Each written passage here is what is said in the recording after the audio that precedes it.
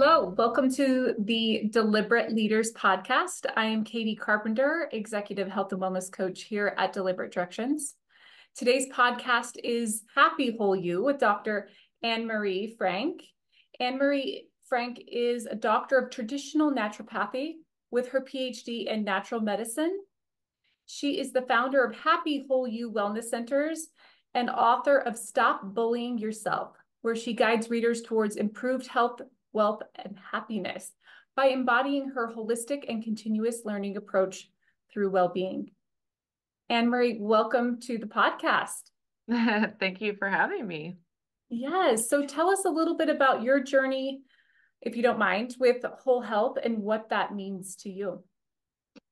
I really was brought up traditionally, you get sick, you go to a doctor, you take a pill, that's what you did. Yeah. And throughout my journey, I actually in high school I started struggling with depression. No one would really know that I was struggling with that, and for no really apparent reason. I was an athlete. I got good grades. I had two parents. I had a roof over my head.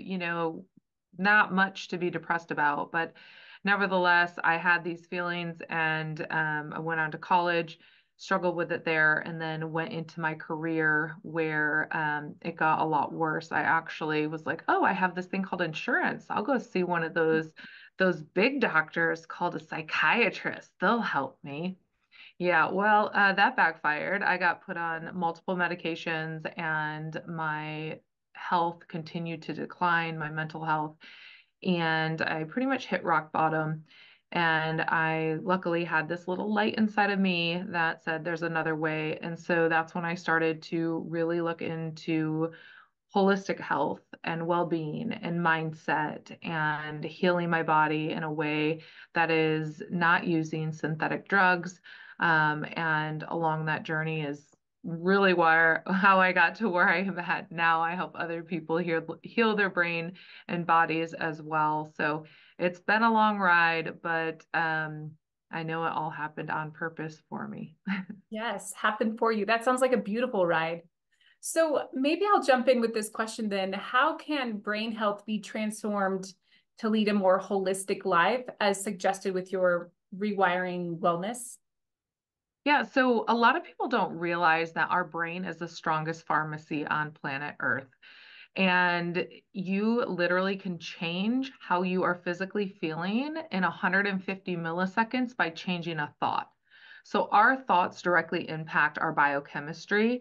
And I do this exercise where, you can just think of a word. If you just like scan your body and think of the word hate, that feels very different you're thinking of that word versus scanning your body and thinking of the word love. Mm. And so we don't really realize the words that we speak, the thoughts that we have, how they directly impact our physical makeup.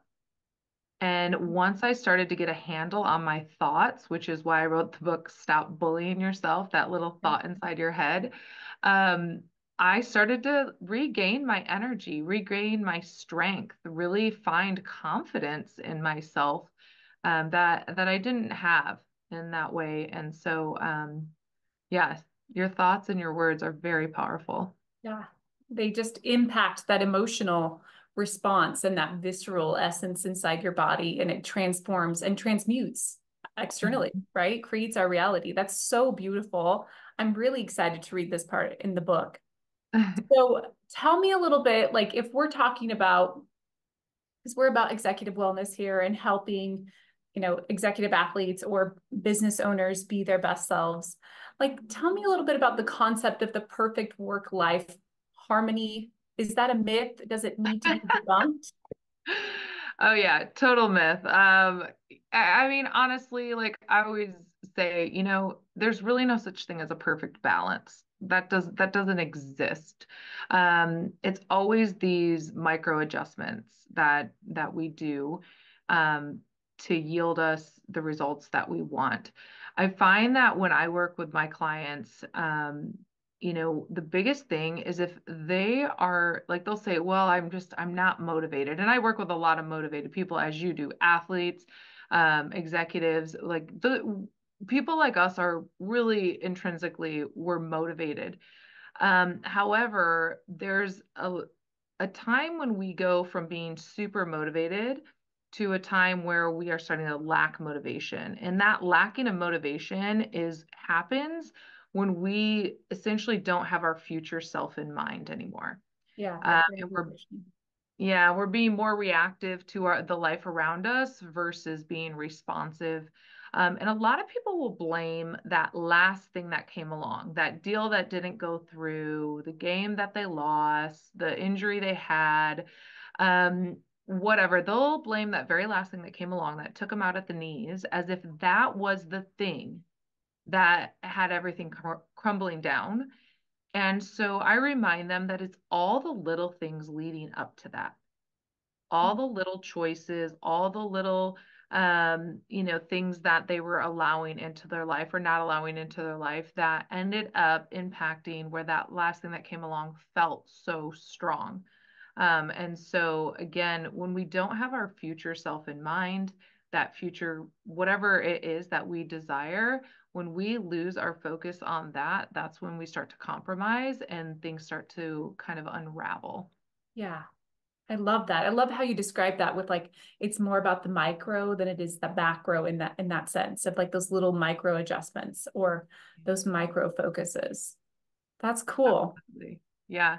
I Good. always tell I'll do these when I do some classes in person, I'll have everyone stand up and it's like, okay, what does balance look like? And people kind of like this, or and I'm like, Yeah. okay, I want you to stand on one foot.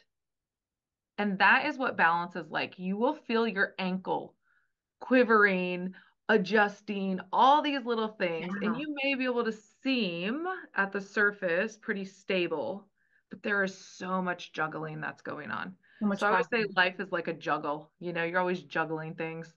Yeah. Yeah. I love how you describe that because I think there's something that ties into what you said earlier. It's, what's happening there on that one foot is proprioception, right? Is we're internally we're seeking that balance and therefore it is happening. We are in the act of balancing and we are defining balancing, right? And you Mhm. talked about holding, thinking about how something makes you feel versus just thinking about the word, right? Like love, like feel it versus just think about it. So I'd love for you to share more about how our thoughts shape our health according to the brain biology connection and creating that more of an essence. Yeah. So one thing that I think we can all relate to is, oh, COVID, the fear, the worry around COVID, right?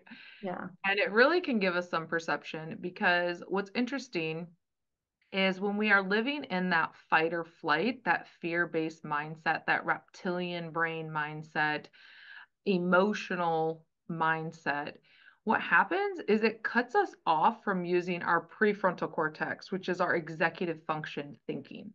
Mhm. So when we get into that emotional state, we are essentially disconnecting ourselves from being able to make some executive thinking and decision making. And this is where going into your breath, meditation, getting that body in that rest, digest state can be very healing and allow you to gain perception of what could be going on. And it's not to say that, I mean, we're emotional beings, so your emotions are going to play, a role in everything you do.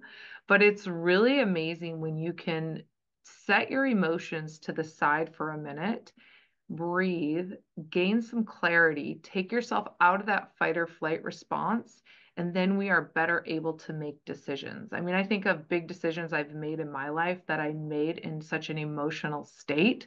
I mean, they are what they are. I can't change them. But looking back, it's like, okay, yeah, I probably would have chosen differently. And it probably didn't have to be so challenging, right? Like sometimes Yeah. we choose things that become more challenging because we emotionally did the thing. And so I think that that is a very important piece for people is to get out of that parasympathetic nervous system, that fight or flight response, and sit back, calm the mind, calm the body so you can better make decisions. Love that. I love that. Connecting the brain and the body, like just sort of connecting it to taking a step back and observing the emotions rather than running with the biological emotional response. Mm-hmm.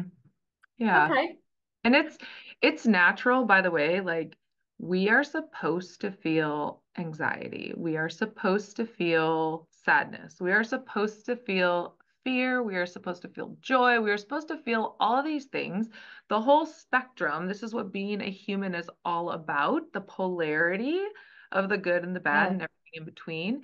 It's just not normal or healthy to feel anxious all day, every day, to not be able to fall asleep every night, to worry, to have fear. So we have to also recognize that some of these emotions are totally normal and they're normal to have, but it's just not normal and appropriate to have them all the time, because then they will start affecting your physical body. Yeah. Love that. They're just information, right? It's just Mhm. information to take in to help you make decisions. Okay. Yeah. So tell me about what approaches can be taken to enhance both the employee health and that corporate wellness in this holistic manner. Like, what are some things that we can approach, take action Yeah. in? So one of the biggest, like I just got off a call earlier, a webinar I was doing for a company, and we did a 6 week course on mindset. And this is for all employees. It was about 30 minutes once a week for 6 weeks. And everything we talked about was the brain, how the brain, pretty much how the brain works in terms of when you're thinking certain things, when you're feeling certain things. And at the end of the course, the goal was for everyone to be taking personal responsibility for where they're at in their life. Like we are who we are today based on every single choice we've made up to this moment. No, I mean, we all come from different backgrounds, different things have happened to us, all of that. But at the end of the day, we each have the power of choice. So are we choosing to make up a story in our mind about our boss, that they don't like us, that nobody helps me, that I have to do everything on my own? Or is that the story you're telling yourself? Because I guarantee you, if that's the story you're telling yourself, that is a true story for you. Or on the flip side, are you able to say, I need help with this, or let's look at this differently, or taking like action towards shifting the narrative of what's going on with you? Because a lot of times I always look at like the car, the what they call it, the red car syndrome, or pretty much when you buy a car, you Yeah. think this is my car. And then all of a sudden you're driving down the street and every single person has your car. You're like, what in the heck is going on? So it's like whatever you're focusing on, that is going to be available to you. So I go into organizations and we start to talk with employees, not about the ins and the outs and all the, boxes we have to check from showing up to our job and all the to-do list. We don't focus on that, and which is I think why people enjoy the sessions I give, because I'm Yeah. focused on them as a human. How are you showing up in your life? How are you speaking about your life? How are you thinking about your life? How are you communicating and interacting with those around you? And when they can get to the point where they realize they're at where they're at because of who they are and how they've been showing up, good or bad, it allows an opportunity for them to really start to see, oh, there's some changes I get to choose to make. And when everyone in the organization is waking up to this, you're going to have a more of a massed awakening where people are like, okay, yeah, well, okay, I've screwed up, but guess what? It's okay because you've been screwing up too. We both been screwing up. Let's get better together, you Yeah. know? And so it's not like it's this one employee, right? Like we always want to say it's that one person, or oh, it's that one leader or that one manager. Nope. It's how we're all showing up. So I think starting in the organization to get people to take personal responsibility from where they're at, and the way we do that is through education. I'm a big proponent of educating people and having these conversations, and really starting to help people shift their perspective And that happens through interactions like this and talking and education. It's hard to do it on your own. Yeah. And I think I've heard this term a few times, but I feel like you're describing is that psychological safety, right? Is letting people feel safe enough to take ownership. Like, hey, we all need it. We all need to be above the line here, taking ownership, accountability, and responsibility. And there's no shame in that. That's how we grow. And being open to Absolutely. new conversations, like things like this, that, the narrative is something we're buying into. Can we maybe change that story? That's Yes. so beautiful. Your Yeah. work is so amazing and so needed. Thank you. So, I guess I want to actually spin back to something I'm really passionate about. And I watched a little bit of your media that's out there, and I think your message is so incredible and inspiring, how you're kind of leading people back to themselves and Mhm. letting it start with them.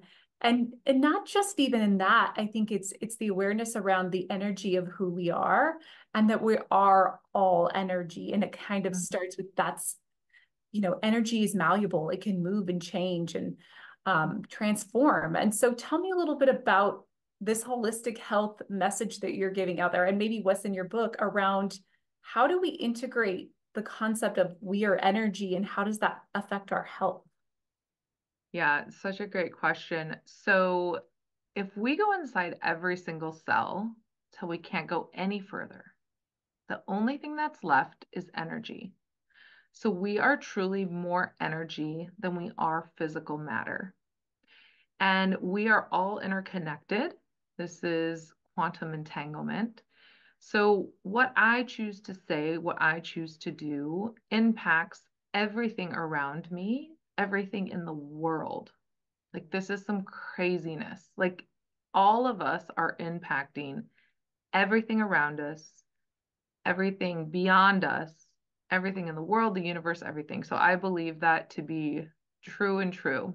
And most of us think that, well, most people are led to believe that they don't have that much power. They don't have, they're just like, I'm just kind of showing up every day and nobody really cares if I do this, it's not a big deal. And the truth of the matter is everything you do is a deal. It could be big deal, it could be a small deal, but it's going to change the trajectory of your life and people's lives around you. And so I think first and foremost to realize the power that we all harness, it's pretty incredible. It's very incredible, and we all directly influence each other. And so what's happening, like for example, the biggest betrayal we can have is the betrayal of ourselves. So if I say I'm going to do something, it is very important that I have the integrity and I do what I say I'm going to do. And some people will say they're going to do something in their head and then they don't do it. And that is lying to yourself. That is the biggest betrayal. Well, what happens is when you start showing up in life and you're not following through with your word, I'll just kind of stay in this vein for a minute. And you're betraying yourself, you're not doing the things you tell other people around you you're going to do. That will eat away at the tissues in your body. That energy that you are carrying with you starts to get more dense. It starts to feel heavier, and you will physically start to feel that. You can start to feel shame around that. Shame is one of the lowest vibrational frequencies that we can function at. So if you know you were going to do something and you said something and then you just kind of acted like, oh, maybe they forgot. Well, let me tell you, they didn't forget. Yeah. You didn't do the thing you said you were going to do. You will start to feel shame with that. A lot of people that have excess shame, they'll have excess fear. Fear can store in your bladder, it can store in your kidneys. You can have excess anger going on in your life. This energy of excess anger can store in the liver. Um, Not processing grief, having a lot of grief in our lives can process or can impact our lungs. So all of these things are going to impact how our body is feeling and showing up every day. And so I just try to get the message out there to remind people that we are energy, and not a lot of people are talking about this. Yes, And it's so it blew important. my mind. I mean, my undergrad's in exercise science, and like, so if I couldn't touch it, feel it, see it, I'm like, well, it's probably not real. And now I'm like talking energetics and it's like, how do we grab energy? You know what I mean? Like it's Yeah. just that's kind of funny to me, how full circle and where I'm at now in my life and Yeah. how I'm speaking about things. But yeah, I mean, manifestation, just thinking things, visualizing things. I mean, as an athlete and, working with athletes and even business executives, you got to be able to see it first. It starts with a thought. And Hmm. the moment we can see it and we can visualize it, that is the moment we can start to create vocabulary around it. We can start to take action around it. And it becomes this physical creation, but it started as an energy first, an energy of a thought. So it's a pretty cool thing when you start to wrap your head around this energy thing and how you can use it to your biggest advantage. Yeah. Yes.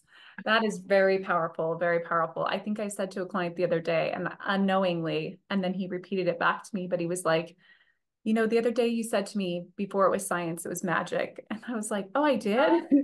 Like, I love that. before it was science, it was magic. So, it's just a bunch of magic becoming Oh my science. gosh, I'm going to use that. I love that so much. That's incredible. That's what Absolutely. it feels like when you're saying that. Like our energy is creating that momentum of what we are moving towards, right? And it's just so potent, and people need to play with it and explore that. I think that's the Yeah. biggest message out there right now as we're trying to, I think, going rogue here a little bit, like we're trying to define what we are and how relevant we are as we grow technology and artificial intelligence and allowing us to integrate and both live in this reality is what defines us as our sovereignty and that energy, what we are, right? And just reconnecting to that in a Mm, way that's exploring it because we've somehow forgotten it a little bit, maybe. yeah. And I think too, absolutely. I love everything that you just said. And one of the things that I find interesting is I'll get people that'll say, "Oh, energy, oh, I'm a Christian," or it's interesting how it flips back to religion. And so one thing that I say, because energy has kind of had in this country like this woo-woo-ness about it, again, because we don't really see it, we can't grab it. However, a couple things here. Number one, if your Wi-Fi is not working and the energy is being blocked and your cell phone is not working, oh, you for real believe in energy. You're like, let's get this Wi-Fi fixed, okay? Okay, so Wi-Fi is sending signals to help your body or to help your phone function in a certain way. Same with the body. The body is receiving signals all the time. You have all these little apps in your body. Your sense of smell is an app. Your sense of sight is an app. Your taste buds are an app. Your hearing is an app. Okay. Anytime there's energy blocked in those areas, those senses are not going to work as well as they should. Just as your cell phone, your apps on your phone are not going to work as well depending on the strength of your Wi-Fi signal. And this is, I mean, so there's one way to look at it. The other way to look at it too is those people out there, including myself, that believe in the power of prayer, you 100% believe in energy. 110,000%. Because if you believe that you can say a prayer and pray, and that prayer will reach that person and a miracle can take place, you believe in energy. So usually if I can, those are two ways to help people kind of grasp the idea of energy. And so, I'm a very visual learner. So using different concepts to try to wrap our heads around this is helpful. But yeah, we have acted like we're just, I don't know, energy just happens. I don't know. Like it's just like not even a thought in most people's minds. And so I'm just trying to bring awareness around that you are energy and we need to be mindful with our energy. I love that.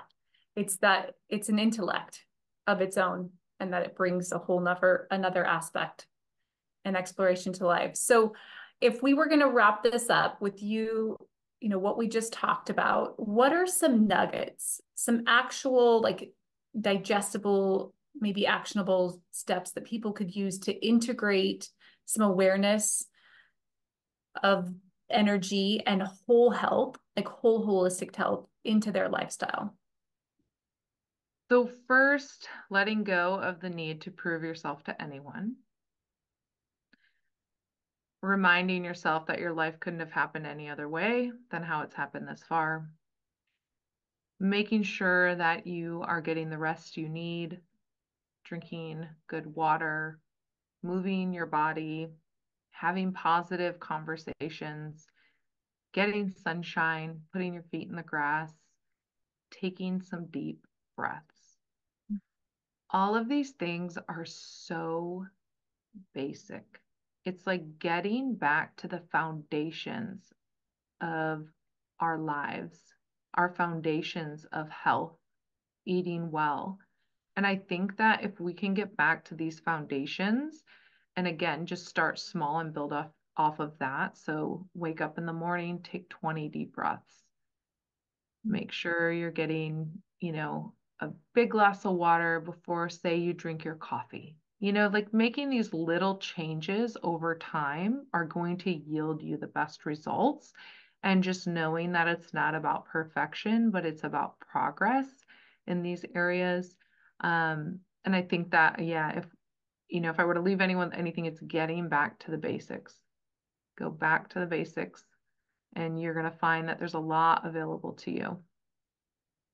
I love that. Be intentional with the basics. What a Mhm. beautiful message. Anne Marie, thank you so much. How can people find you and more about your book? Yeah, just go to happywholeyou.com. The book's on sale right there, and you can always find us on Instagram at happywholeyou. Thank you so much, Anne Marie.